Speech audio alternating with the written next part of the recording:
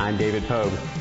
In my New York Times column today, I reviewed Windows Vista, which took Microsoft 5 years and 50 million lines of code to create. It's got a lot of very nice features, it's very attractive, and it's certainly much more secure than previous versions of Windows.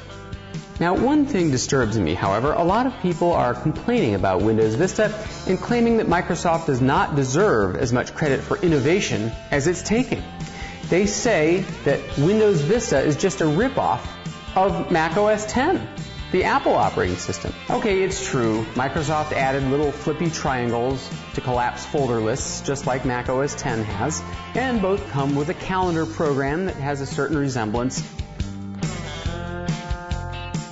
And yes, there is a photo organizing program that sort of smacks of iPhoto. But you know what? This is all just superficial stuff.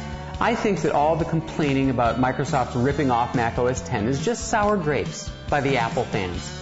And in today's video, I intend to prove it. I'm going to prove that Microsoft did not steal ideas from Mac OS X. Let's begin, shall we? This is how you find things in Mac OS X. You hit a keystroke, you type in what you're looking for, and Spotlight, as the feature is called, finds all the files, folders, and email messages from your entire system.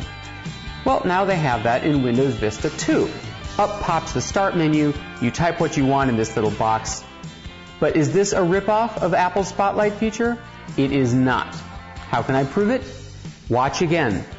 Apple's search menu is in the upper right corner of the screen. Microsoft's search box is in the lower left corner of the screen.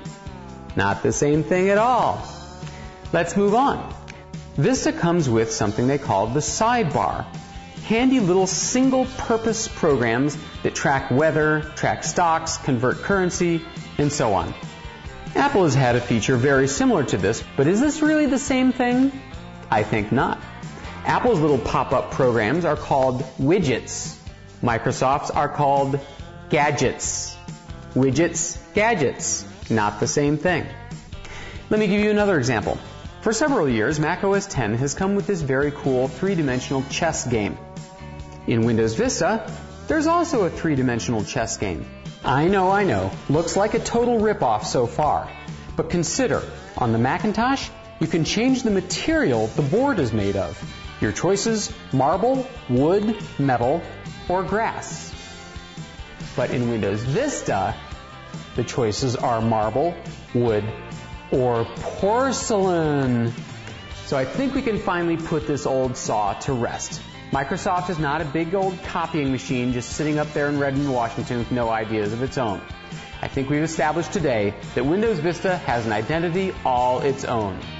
V for Vista, baby!